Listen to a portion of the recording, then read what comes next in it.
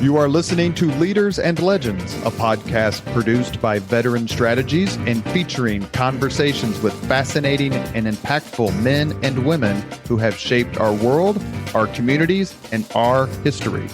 My name is Robert Varon, Principal of Veteran Strategies, and your host for our discussion. You are listening to Leaders and Legends, a podcast presented by Veteran Strategies, an Indiana-based public relations enterprise, and sponsored by Garmon Construction, Leaders and Legends LLC, the Grand Hall and Conference Center at Historic Union Station, the McGinley's Golden Ace Inn, and NFP, a national insurance broker with strong local content. Our podcast is featured on the All Indiana Podcast Network in partnership with Wish TV. You may find Leaders and Legends at allindianapodcastnetwork.com. Thinking of starting a podcast or need to host a public meeting? Let Leaders and Legends LLC be your partner as you look for new ways to communicate your message. Please contact Chris Spangle or me at leadersandlegends.net. And as always, all our podcast interviews are dedicated to the legacy and generosity of P.E. McAllister. Thank you for joining us on the Leaders and Legends podcast. Our guest today is Dr. Elizabeth Varon. She is a professor. She is the Langborn M. Williams Professor of American History at the University of Virginia and a member of the Executive Council of the University of Virginia's John L. Naw III Center for Civil War History. Worked with Gary Gallagher, I'm assuming. Absolutely. He's a good friend and colleague, and we have compared notes often. I'd love to have him on the podcast. He's brilliant. He's really changed. He has, and his sort of panoramic expertise about the war is just really unmatched. So I certainly encourage you to do that. I may ask for your help. Sure. Professor Varon's awards include the 2020 Gilder Lehrman Lincoln Prize, which I've been to the Lincoln Forum. It's beautiful. Yeah, great very good there. Events. Yep. Judge Williams is wonderful. And Ruth Squalacci, who's a very good friend of mine, she's involved as well. Her new book is called Longstreet, the Confederate General Who Defied the South. If anyone listening is a Civil War history buff, you know that Longstreet, really, as much as anyone, has a unique history, not only during the war, but perhaps even more so after the war. Professor Varon, thank you so much for coming on the podcast. My pleasure. Thanks for the invitation. I've devoured this book as an unabashed Longstreet enthusiast, advocate. A lot has been written about him. I think was Jeffrey Wirtz the last full-scale biography about? There are a number of studies that focus on aspects of his life, but that's the last synthetic biography. Yeah, and a very good book, very strong on his Civil War record. Absolutely. And then one of my favorite Civil War books is William Garrett Piston's Lee's Tarnished Lieutenant, which really ignited the love of Longstreet for me. So what drove you to write this book? As you say, Longstreet is a fascinating character, relatively well known to American history buffs and quite well known, at least his name and the basic outlines of his story are quite well known to Civil War buffs. But I felt that there was more to say, particularly about his post-war life and its relationship to his wartime career and performance. As there's been some terrific work on Longstreet, the Piston book and Wirt book, both very admirable. At the same time, it's worth noting that Longstreet spent 4 years as a Confederate general and nearly 40 years as a Republican political operative after the war. And the vast majority of attention has focused on his performance as a Confederate general, and particularly two crucial days at Gettysburg, the second and third day, July 2nd and 3rd of that battle. And I felt that a deep dive on his long post-war career was in order, in part because, of course, the wartime story and the post-war story are very much connected. And again, I think people understand the general outlines of this. The general public has a vague sense that Longstreet's post-war politics, his embrace of the Republican Party and of Reconstruction in 1867, produced a fierce backlash, and that he got essentially disqualified as a symbol of the Confederacy and the lost cause and blamed for the Confederate defeat at Gettysburg and in the war. But I wanted to tell that story in detail. And part of what motivated me is a sense that we had missed some opportunities in the Longstreet scholarship, Longstreet studies, if you will. There's a sort of image of Longstreet in the public mind as a kind of gruff, taciturn man of few words. But in fact, this was an incredibly voluble, prolific man who left a kind of vast body of work, if you will, in the form of this 690-page memoir that he published, countless essays in magazines like Century Magazine, and countless interviews.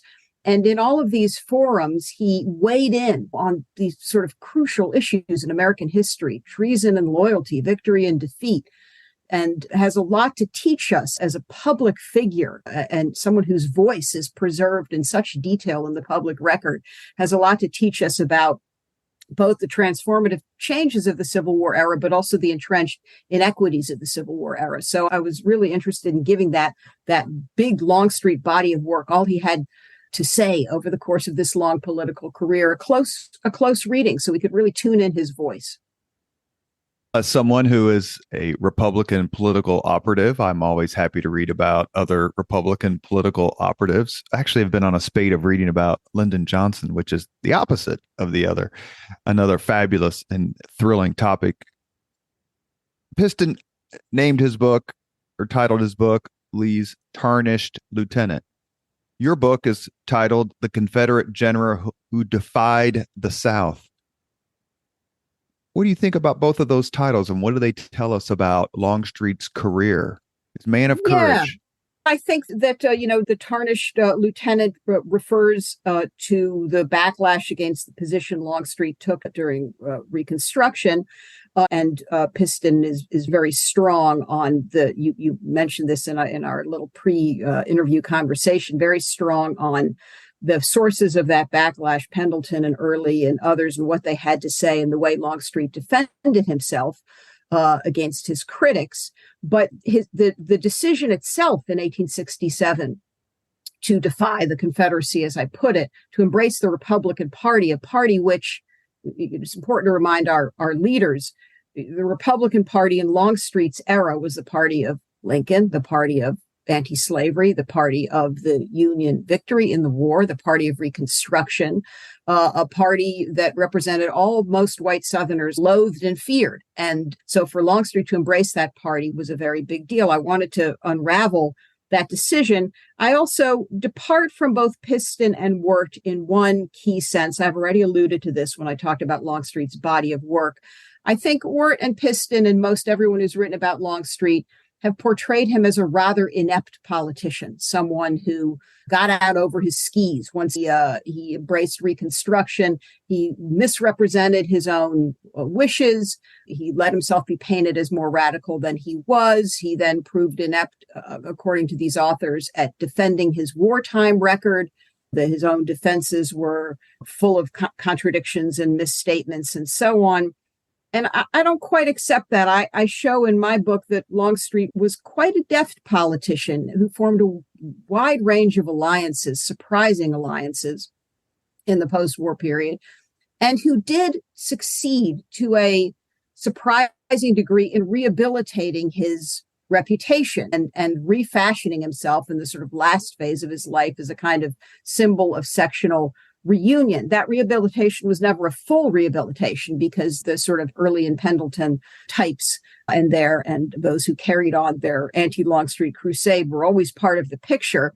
But I believe that he effected this rehabilitation because he was in some ways quite a skilled politician and quite a skilled literary antagonist in his battles with these men. Part of the argument of my book is that we should take Longstreet the politician seriously. We talked about Republican political operatives. Here's a guy who held one after another position, patronage position. The first was a surveyor of customs in New Orleans bestowed on him by U.S. Grant. But that wasn't the last. He was a postmaster. He was a U.S. Marshal in Georgia. He was the U.S. ambassador to Turkey, which is just astonishing. Appointed in 1880, here the Civil War is less than 2 decades old, and a man who was second only to Robert E. Lee as a Confederate general was representing the United States abroad in an important foreign posting. He became railroad commissioner under McKinley.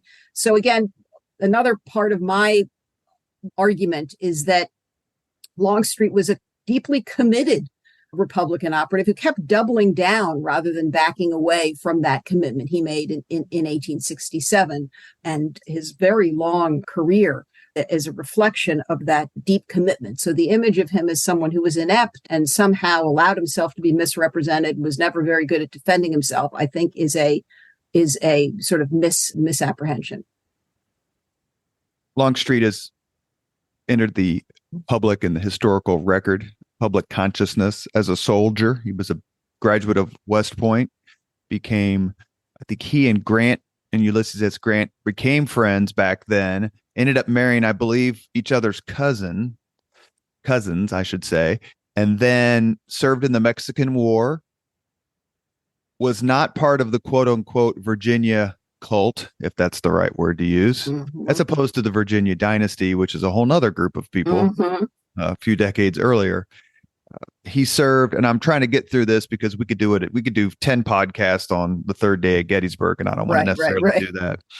And he was at the first battle, the Battle of Manassas, and eventually rose to become a lieutenant general, serving under Robert E. Lee. He commanded the First Corps, which is interesting because, and I want to ask you a quick question about this, the commander of the Second Corps was Stonewall Jackson. Yet Jackson was ranked behind Longstreet. Right. But Jackson, either through some of his exploits and certainly his martyrdom, was seen as the beau ideal of a Confederate general for the cause. And here's Longstreet, who just seems to get hit with opprobrium after opprobrium. What was? Yeah, so you're really onto something there, right? So there is a sense in the public mind that Lee's right-hand man was Stonewall Jackson. It was Longstreet who was second to Lee from start to finish. And Longstreet, who considered himself Lee's right-hand man, as his war horse, quote unquote, as Lee put it. As you described very nicely and succinctly, there's a kind of first phase of Longstreet's life, a sort of dramatic arc. He's raised in the Deep South. His uncle is a very influential pro-slavery ideologue. So Longstreet is steeped in a sort of Southern states' rights, a secessionist, pro-slavery mentality from the time he's a young man. He goes off to West Point, befriends U.S. Grant. That's going to be a very important part of his story down the line. He serves with distinction in the Mexican War. He embraces secession. Some Confederate generals were reluctant Confederates. They got on board only after secession was a fait accompli. But as Jeffrey Wirt has noted very rightly in his biography and sleuthed this out, Longstreet embraces secession and offers his services to the Confederacy early in the game. He's not at all reluctant. He, as you say, commands the First Corps. He performs well in the Civil War for Lee and the Confederates at the 7 Days, at Second Manassas, at Antietam, at Fredericksburg. And the lesson he derives essentially from those battles is that it's advantageous to fight on the defensive, on ground you have chosen and from which you can launch powerful counterattacks. So he is on the eve of Gettysburg, feels pretty secure in this reputation as Lee's right-hand man and the second most important Confederate general, second only to Lee. And Fredericksburg is the battle in December of 62, where the Union Army of the Potomac just hurls itself against the Army of Northern Virginia. And that seems to be, to me, where the light bulb popped on for Longstreet is, look, let's just find a great defensive position, let them hurl themselves against us. And it doesn't matter if we do it in Pennsylvania or Virginia or Maryland, and then we'll have the opportunity to counterattack. He was not at the Battle of Chancellorsville, where Thomas Stonewall Jackson lost his life, but he was famously or infamously for the rest of his life at the Battle of Gettysburg. That seems to me to be the genesis of the anti-Longstreet faction, because if only the Confederates had won that battle, they would have won the war. I personally think Gettysburg is an overrated battle. Lightning, Mhm. please don't strike. Yeah, But yeah, please yeah. talk Right. to us about Longstreet at Gettysburg and what happened there regarding him, because we're going to get back to it the longer our conversation goes. Yeah. So Longstreet, famously or infamously, as you put it, believes that the plan that Lee proposes at the end of the first day of Gettysburg to attack the offensive the following morning, attacking a strong federal position on the high ground at Cemetery Ridge. He believes that this is a problematic plan. Longstreet proposes to Lee that the Confederates dislodge from their own position on the low ground and maneuver around the federal left wing, essentially to find some better ground, high ground of their own choosing, to invite a federal attack that will, as you very rightly put it, echo Fredericksburg, an advantageous defensive position. And Lee rejects this plan. And the attack on the following day is bedeviled by all kinds of problems. It's delayed in its onset, and those delays became the subject of much speculation. Had Longstreet, who was disappointed that Lee rejected his advice, had Longstreet been willfully disobedient to Lee and lacking enthusiasm, being ambivalent about that attack, essentially undermined Lee's plan. Now, this spiraled, for reasons we'll discuss as we get to the post-war period, into a debate about whether Longstreet deserved all the blame for the loss at Gettysburg and all the blame for the Confederacy's loss in the Civil War. And I would argue that, yes, Longstreet felt the plan was an ill-considered one. Much of the debate turned on whether Lee and he had some kind of pact or agreement that they would fight on the tactical defensive in Pennsylvania. And Longstreet believed they did, and most everybody, including Lee, believes that they didn't. The point is that Longstreet felt that it was uncharacteristic of Lee not to heed his counsel, because Lee did consider him his right-hand man. So Longstreet was thrown off by that. There are many reasons the attack on the second day failed, and indeed many reasons why the Confederates lost the battle. And students of the battle know that Jeb Stuart and Ewell and A.P. Hill and others deserve, and Lee included, deserve blame. But in retrospect, Longstreet's critics would argue that he was willfully disobedient on that second day. Now, I would argue, and some military historians who believe that the charges against Longstreet for military mishandling of his responsibilities are trumped up, would argue that even Longstreet's moves on the second day, the delays, were undertaken in order, as he saw it, both to act in deference to Lee and to maximize the chances of Confederate success, waiting for Law's brigade, taking a roundabout route to the front to avoid detection by the Federals, rejecting Hood's request for a flank attack. Longstreet felt like that all these things were authorized by Lee. And in his own accounts of the second day, what he emphasizes is his deference to Lee, not disobedience. So there's a big gap between the image of him as disobedient and his self-image as ultimately having deferred to Lee. Now, it's important to note that while he had reservations about the plan on the second day, he was really opposed to and fatalistic about the plan for the third day, Pickett's charge. That plan, he felt, was just doomed to failure because the Confederate forces, which he commanded, simply weren't large enough to overcome the federal position there. So he's really very discouraged by the events of the third day and disappointed by them. That said, it's important for us to note as we pivot to the sort of the end of the war and Appomattox and the post-war period, that at the end of this battle in Gettysburg, and you alluded to this idea of Gettysburg, it's a huge turning point. That's a little bit retroactive and anachronistic sort of way of thinking about it. At the time of the battle, the Confederates spun it to describe it as a kind of successful raid rather than a desperate defeat. And at the time of the battle, Longstreet was not singled out by the Confederate high command or administration or press as the scapegoat of the battle. He simply wasn't. The blame was spread around, and the general Confederate consensus was the lesson of this battle is we shouldn't invade the North again if we want to win the war. His reputation as Lee's right-hand man and his war horse, and the second only to Lee in the Confederate high command is intact at the end of the Battle of Gettysburg. And that tells us something important too. I'm going to move on because the Gettysburg sinkhole is very We powerful. could talk all day, right? You are, yeah. There's no attack at dawn order. He clearly pouted. He certainly argued with Lee to a much greater degree than he had before, very pointedly. Absolutely. I've been a soldier, and he talked about his military career and said, no man alive. Full disobedience and soul blame. No, there's just that case is, I think, not a strong one. Yeah.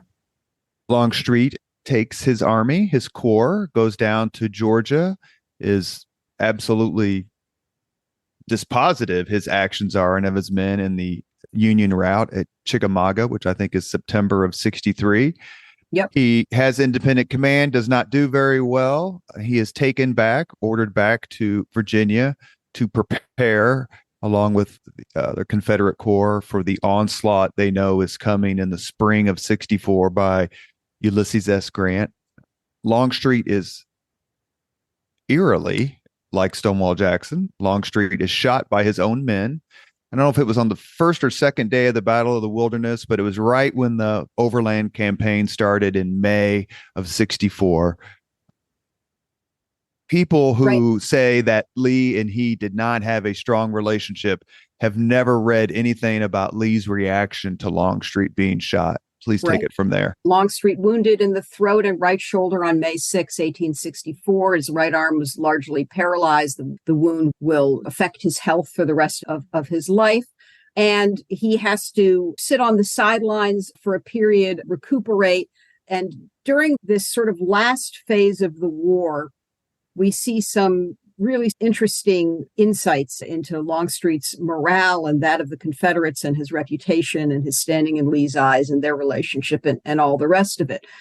Longstreet remained a sort of ardent Confederate from Manassas all the way to Appomattox. There's a bit of an image of him in popular culture, somewhat aloof from the Confederacy, and this some of his critics read back from his post-war embrace of the Republican Party and said his heart was never in it to begin with during the war, and his disobedience at Gettysburg was a reflection of the fact that he wasn't all in. That's all nonsense. He was all in, and he never, and Lee knew it. Longstreet, the way I put it in the book is to say Longstreet never lost his belief in the Confederate cause, but he did lose confidence in it. And it's a crucial distinction. He does become somewhat demoralized. As you said, the sort of failure of his independent command in East Tennessee is a factor. But what mostly demoralizes him is a sort of combination of frustrations, the logistical woes of the Confederacy. He feels that his men are perennially undersupplied and that this is because of failings in the Confederate administration. The debates over poor tactical decisions, we alluded to the Gettysburg one. The sort of failing, as he puts it in his memoir, looking back on this period, the failing of hubris or arrogance. Longstreet believes that the Confederates again and again underestimate the Yankees, and particularly underestimate Grant. And we see Longstreet really begin to brood about Confederate arrogance. And Longstreet says it's wrong in war to, quote unquote, despise your enemy, meaning don't underestimate them. And he says that when he's in Tennessee in the same theater of war with Grant, he knows that Grant is going to punish the Confederates for their strategic and logistical sort of failings in a way that no other Union general could. So he starts to brood about the problems in the Confederacy, and he starts to contemplate the end of the war. Interestingly, like Lee, Longstreet believes that the Confederacy should do anything and everything in its power to win the war, including centralizing actions by the government, the impressment of enslaved people and of civilian resources, for example. So he shares Lee's kind of at all costs sort of mentality.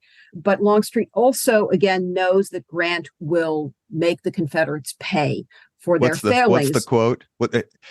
Longstreet tells Lee and everybody, Grant will fight us. This man will fight us. Yeah, every hour until the end of the war. You had it. He's right, because he knows that he knows that Grant is a strategic genius, and he knows that he will fight a war of attrition. And we have in the sort of final act of the war at Appomattox, in a sense, really the key to all that follows, because Grant finally, of course, does bring the Confederates to heel. He offers these incredibly lenient, magnanimous terms of surrender to Lee's army, saying essentially, if you pledge your future obedience to the U.S. and to obey its laws, you Confederate troops can go home without any reprisals. Grant, as I've explained in a different book, a book on Appomattox itself, really intended for these lenient terms to affect the repentance of the Confederates, their contrition, to change hearts and minds, as we might put it when we talk about warfare, as we do when we talk about modern warfare. But of course, what Grant finds is that Confederates overwhelmingly are not repentant and not contrite, but Longstreet, this is the sort of beginning of his defiance, if you will. Longstreet really takes Grant's terms to heart and interprets them in the way Grant intended. That is to say, Grant's magnanimity means Confederates must yield. And there's certainly at a time when most of the Confederate leaders expected to be tried for treason and hanged, there was certainly a sense, and a lot of it was driven by the radical Republicans, that vengeance should be our portion. Instead, with Lincoln and Grant, it was almost the opposite. And the other thing, and I think you talked about this in your book, that I thought was very interesting, was how the lost cause myth, since we're still talking about the war, and then we'll jump ahead, of we weren't defeated on the battlefield and it was just overwhelming numbers by the barbarian Northerners. That Longstreet didn't cotton to that. That he's, I don't know what. Go ahead. Yeah, that's exactly right. He felt that the Union victory was a victory of skill and prowess, and that it reflected the strength and indeed, as he came to believe, really the superiority of Northern free labor society, of Northern industry, of Northern resources. Again, in the eyes of Northerners, their superior numbers and resources were a sign of the superiority of a free labor society over a slave labor society. And Longstreet essentially took that position too, came really to embrace it.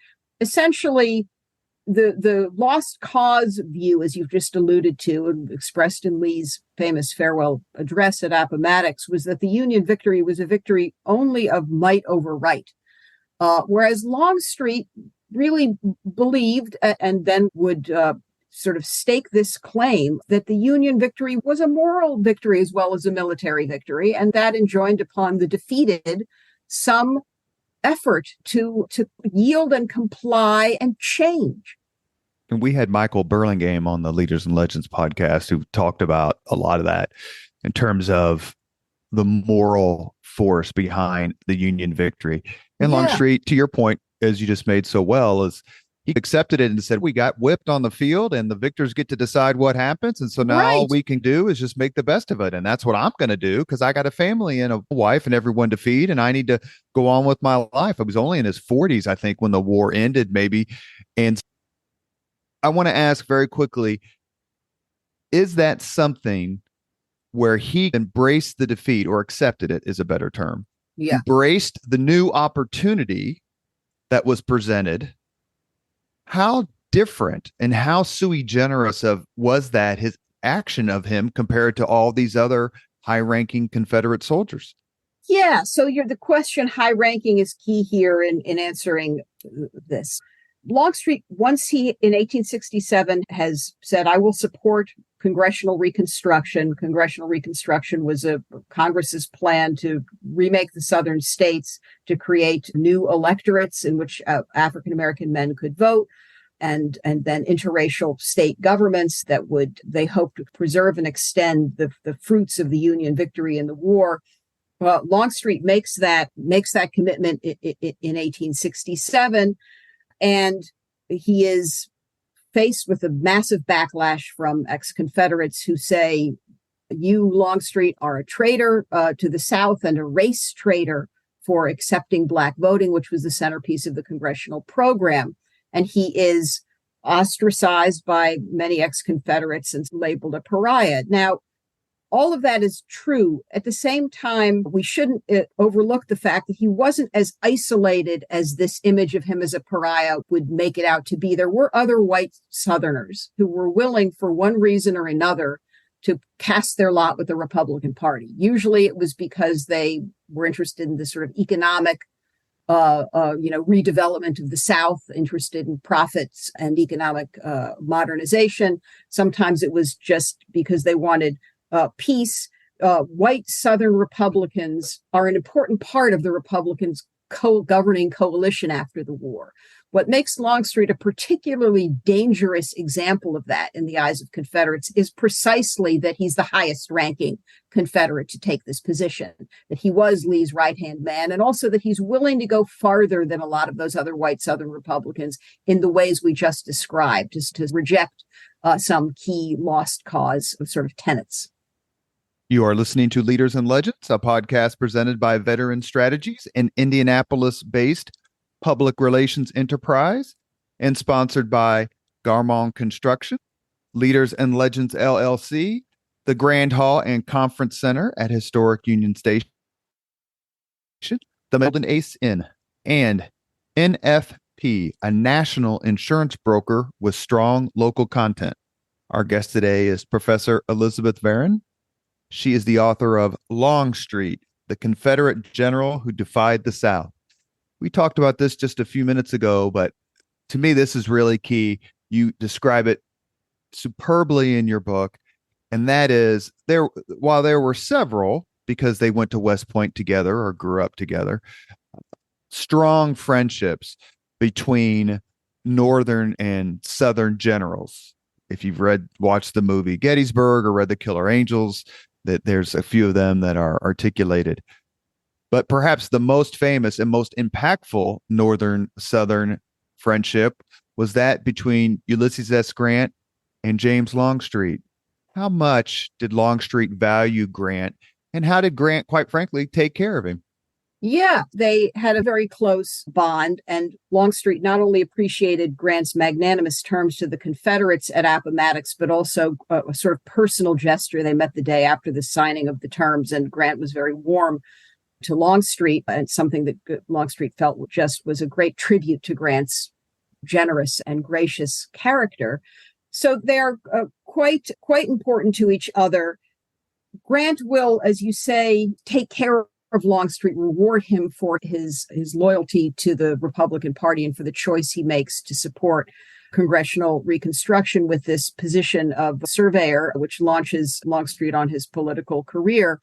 But in Longstreet's eyes, Grant is the best available option. So here's Longstreet at the end of the war. And what he wants more than anything, you alluded to this very eloquently, is peace.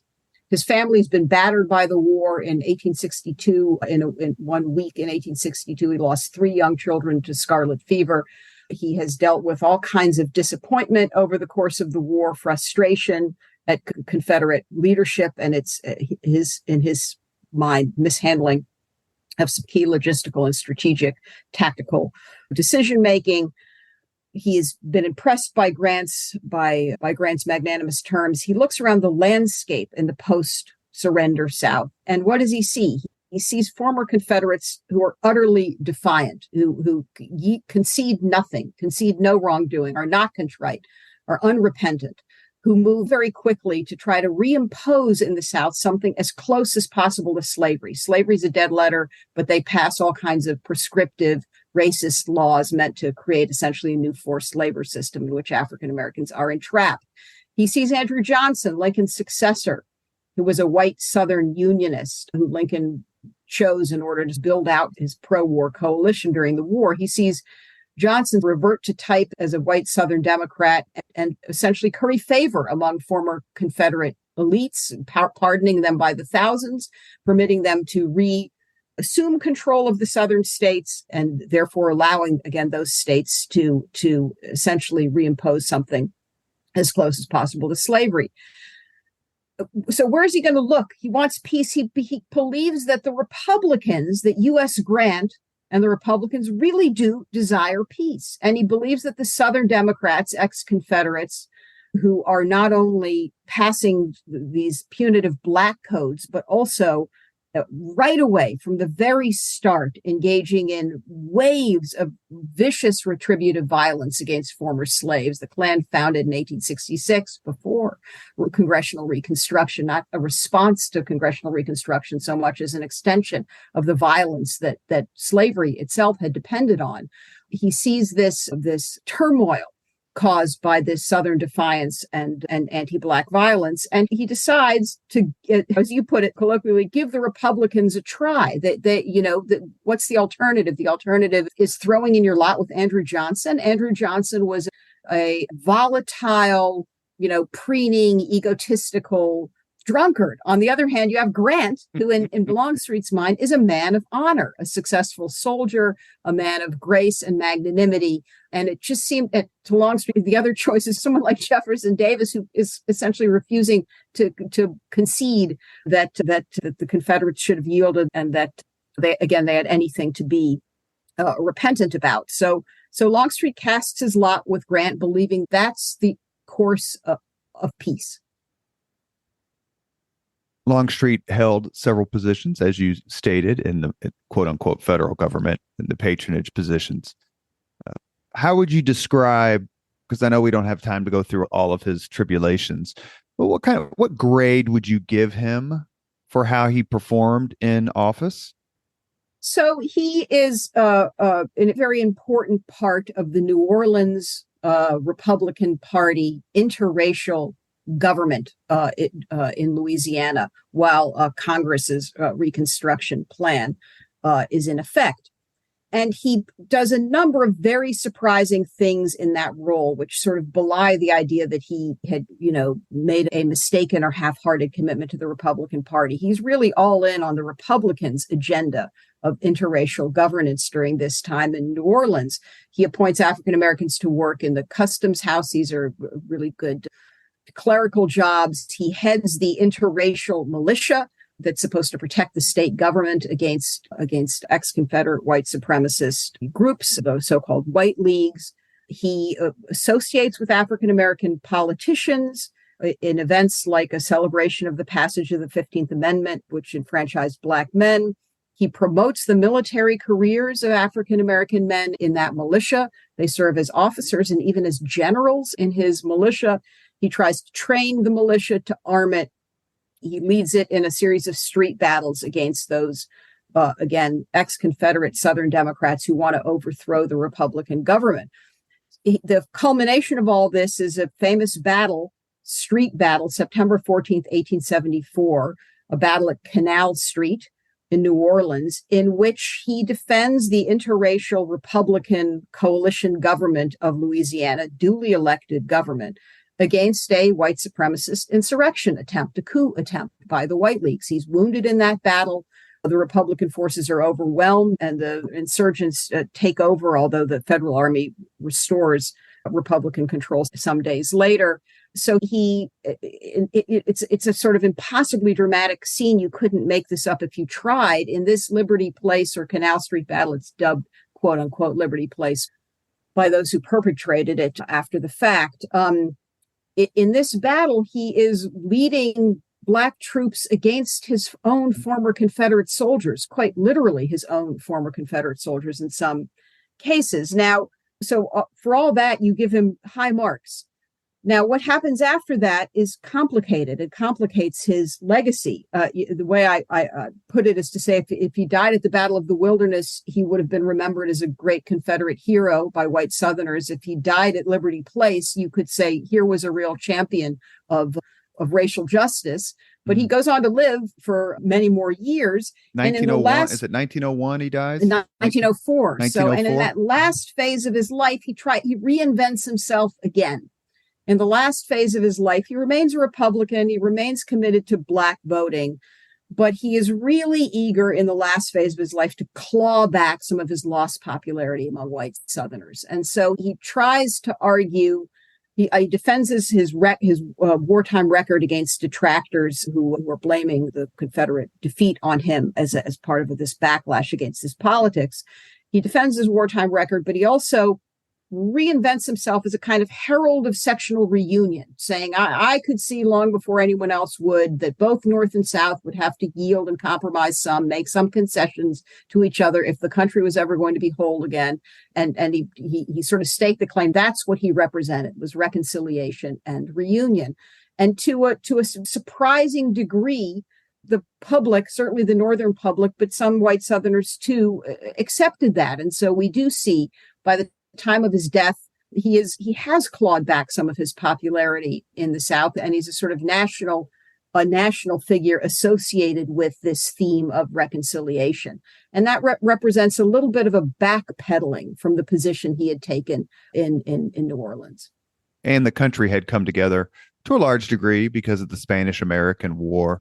Where I read, I don't know if it was an article or a book, that none of the attacks, these vicious attacks, which drove Longstreet crazy, not only because he thought they were untrue, but also because Longstreet thought that he was being attacked by much inferior men and much inferior generals. He certainly did.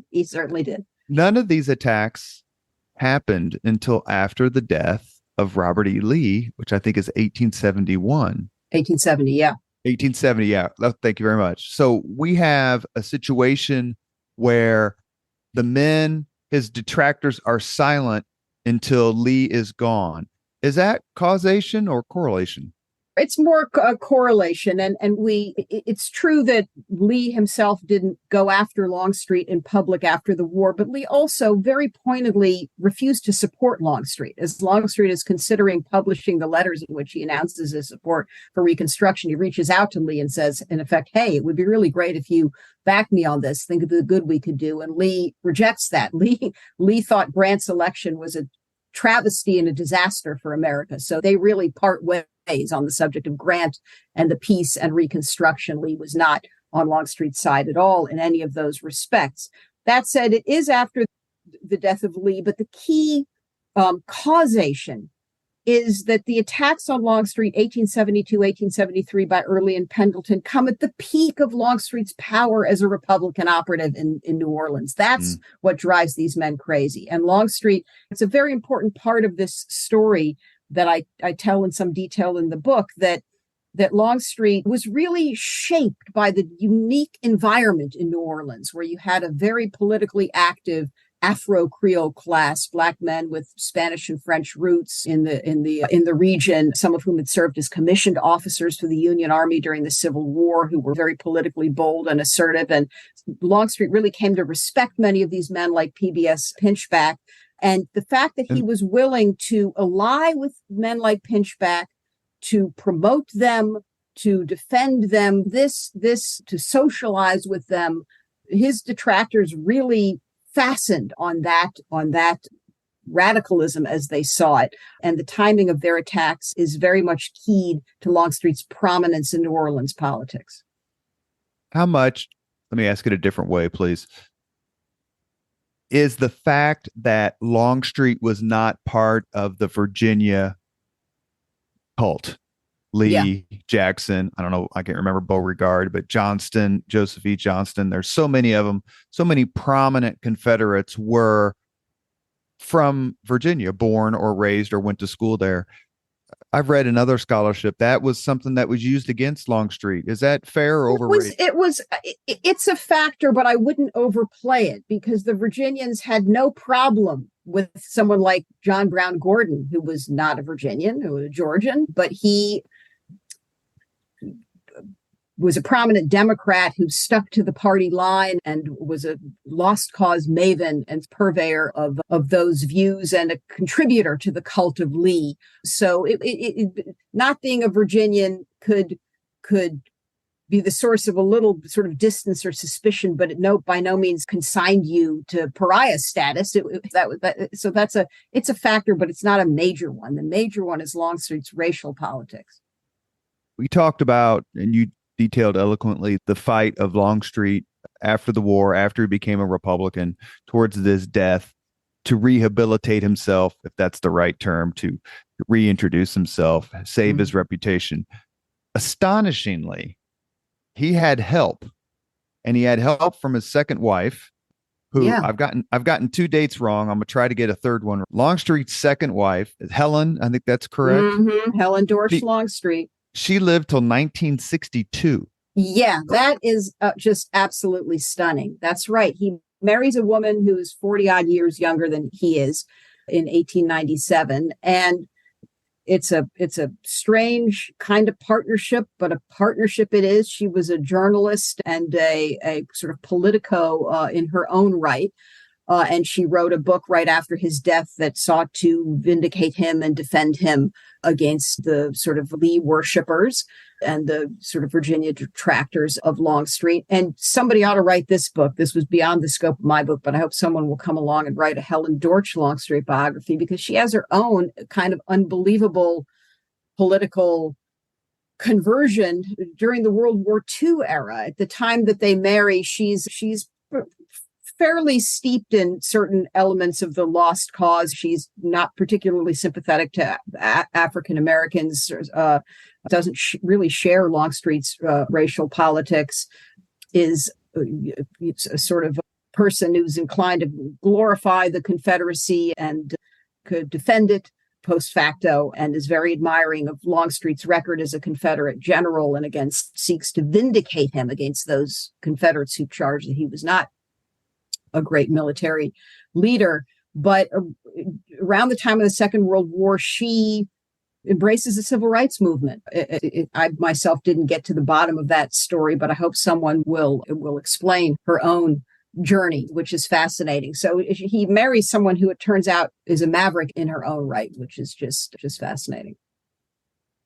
If you could conjure old Pete and ask him one question, which question would you ask him? I really would ask him to explain his relationship to the Republican Party, and not just at the moment of his embrace of it, but to assess what the party stood for and what it achieved. Maybe that's the best way to put it. What did the Republican Party stand for, and what did it achieve in your mind? And I say that because I said he was prolific and voluble. He kept writing and publishing stuff right up until he died. And evidently he wrote a manuscript about the history of the Republican Party that he tried to pitch to publishers. There's no surviving record of it.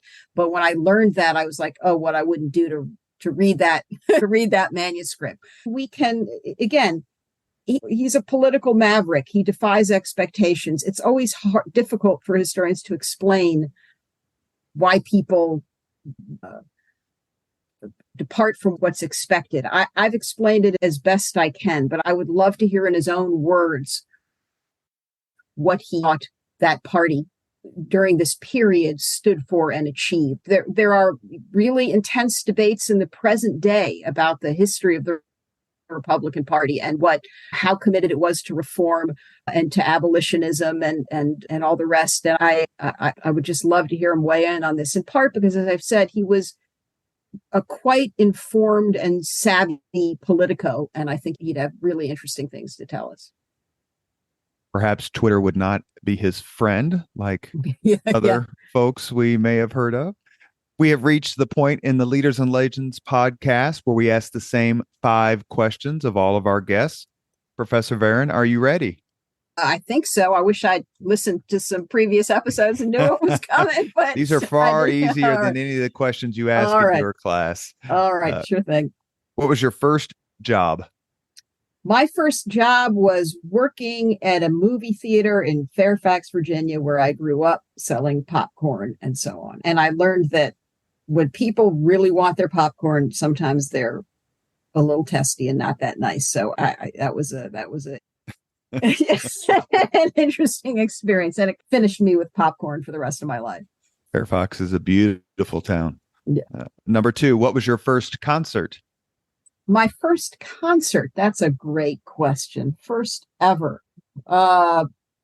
Probably John Denver or something like that. I'm nearly 60 years old, and the first concert would have been one my parents were willing to take me to. And so it was probably John Denver. Number three, this is a little tougher perhaps. Number three, if you could suggest any book for someone to read, which book would you recommend?